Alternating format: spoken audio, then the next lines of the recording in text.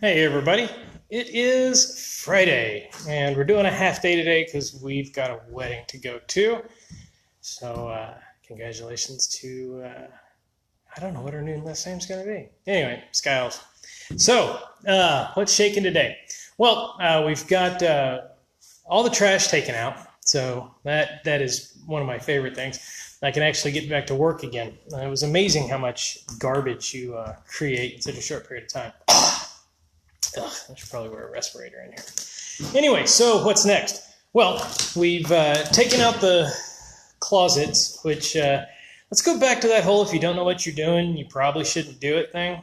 Yeah, so the closets that were put in here were actually built on top of the carpet and on top of the old tack strips that were in here. Don't do that. Tear everything out, start from the base, and go up. Lay yourself a 2x4 on the bottom, and then build a nice normal wall. If you don't know how to build a wall, there's 16 on center. And there are some amazing YouTube videos that you should probably check out before you build a wall. Luckily in this house, nothing's load bearing, so you're really not going to mess anything up, but still. So we're going to flip the camera around here so you guys can kind of see what all's been done. And we're starting in the back bedroom, or what will be the back bedroom. So you can see where it says new closet. Where the white was is where a excuse for a closet once hung. And then we've taken everything out in this hallway so it's nice and open. There's the bathroom. So what we're going to be doing here is we're going to create a hallway in this area where the closet used to be, and that will allow us to bring this beautiful bathroom out, give it a little more space in there, a lot more functional. And then you can see in here that we'll have a wall that'll go about where that is and across. And this will be third bedroom or an office, whatever you'd want to use it as. Another thing to notice, even on these really old homes, is that, I don't know if you guys can see that, there's about a half an inch of space there sitting on the baseboard. But here we go, let's do this. If we actually put it properly, we've got about 1/4 of an inch to the ceiling. Now this home has been leveled. So the foundation is correct. But when we come to this wall, where we put the stud up, we've actually got about 3/4 of an inch. So there's a half an inch deviance between these. We're going to help clear that up a little bit when we put in an additional subfloor on top of what we have here. You guys can see there are some pretty impressive holes in it. And so when we do that, that'll help make up some of it. We'll use some leveling materials to get everything back to normal. And then here's the kitchen completely cleared out, which we'll do some scraping on here to take up some of the mud that's stuck to the floor. And then back here is the utility room, which you guys can finally see. And we'll take this tile up here in a second. And then along this wall, we're going to remove this window. And then we are going to build, hence, closet wall along here, which will allow to hold a washer and a dryer, and as well have a hot water heater. I still haven't figured out what I'm going to do with this window. I like the natural light that it brings. Maybe one of those that we have to move it a little bit, which shouldn't be too bad. You literally, yeah, see, I've even planned ahead. Move it about 1.5 feet over. And that'll give some natural light back here. All the doors are going to have to be replaced. They are garbage, front and rear door, completely non-functional. You lean on them and they open up. So anyway, this is so far what we were able to pull out of the walls. It's beautiful cedar. So we're going to probably have a nail pulling party over here, get those prepped up where I can do some millwork on them, and hopefully be able to build a nice island on wheels for this kitchen. Should have cabinets in and majority of the flooring in next week. And then after that's when really things are going to start to take off. Once you get your subfloors in, and you can see here, I mean, some pretty impressive holes that go all the way to the ground. But we'll get all those cleaned up, and everything should be nice, sturdy, and stable, so we can finish this thing out. Hoping by the end of next week, have some videos for you guys of how to do cabinets. I'm going to try to take a little bit of time and explain how to buy cabinets, how to put them in. On a house like this, don't get custom cabinets. And to my friends who are custom cabinet makers, they're going to agree with me.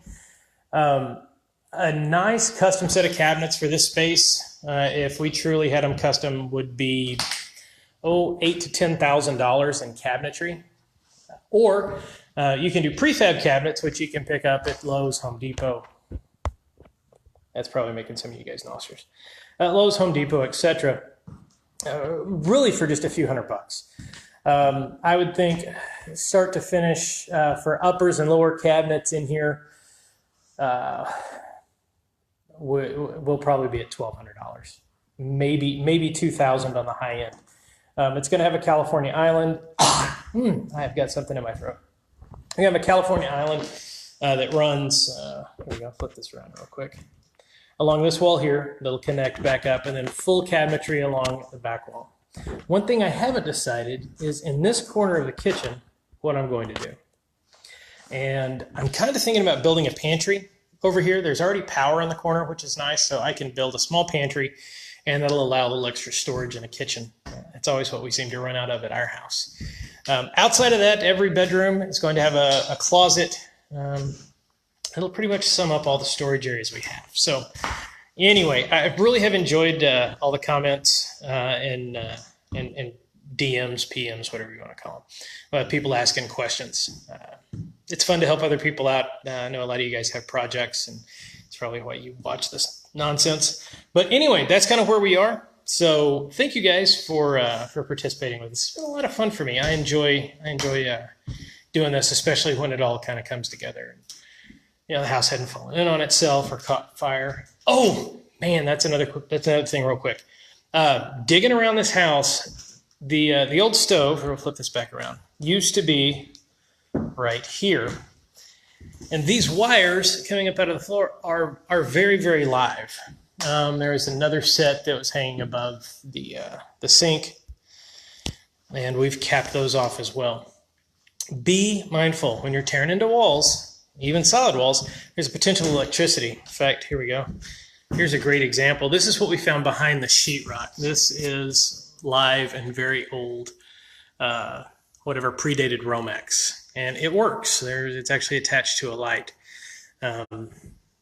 So this was done quite a while ago, and how they fit it was kind of ingenious. They put it in between two pieces of sheetrock where they butted together, and that created a cavity for them to run the power.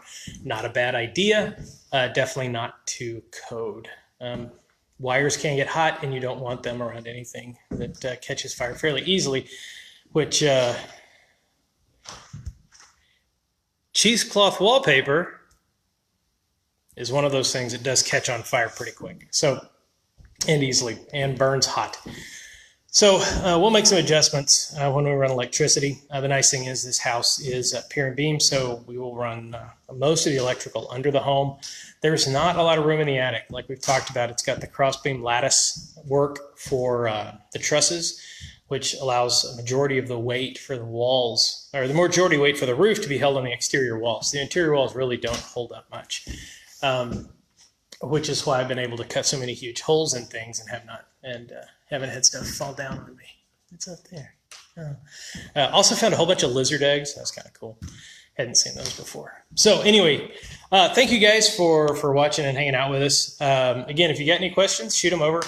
Enjoy answering those. So hopefully you could see some big jumps between now and our next video on Monday. We'll get our floors in and have everything done. At least for subfloors. But anyway, hope you guys have a great Friday. It sure is beautiful out there. It's going to be cold here in North Dallas, so you guys, if you're out in the North Dallas area, make sure you're bundling up. Windows, something else. Some of the windows around the house have had a number done on them when they put the window units in here. Not sure how they were done, but a lot of duct tape and whatnot used on that. There we go. So what do you do with those? Honestly, your best bet, especially on these kind of homes where you have the solid walls, you can usually go to Home Depot, Lowe's, Ace Hardware, whoever your favorite supplier is, and pick up a standard window for around $100. They have a couple of standard sizes. With this kind of house, luckily, If it's not a standard size, we can easily cut a hole, frame it out, and put in new glass. Some of the windows are just beyond repair, and so that'll be a little bit of a project. But the nice thing is they've got flashing on them, and they literally go right into the hole, and you nail them in, run some caulk, and then do your trim work around them, and you've got a new window. So that'll be a fun project. We'll let you guys watch that as well. So anyway, keep the questions and stuff coming. We really enjoy those. Again, you guys have a great Friday, and we'll be seeing you.